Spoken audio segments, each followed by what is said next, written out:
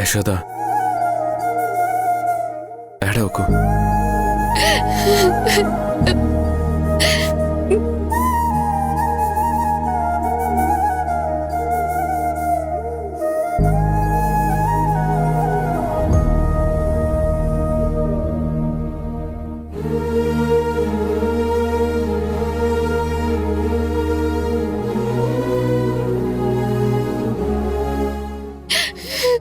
యశోద యశోద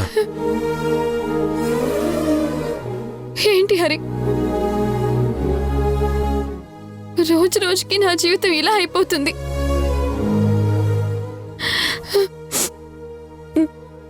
పోయిన జన్మలో నేనెన్నో పాపాలు చేసుంటాను. అందుకే ఈ జన్మలో ఇంతలా దేవుడు నన్ను బాధ పెడుతున్నాడు.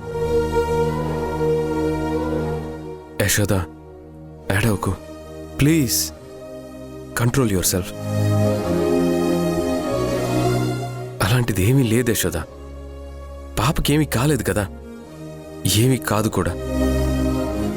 ఎందుకంటే పాపని కాపాడుకోవడానికి నువ్వున్నావు కాబట్టి.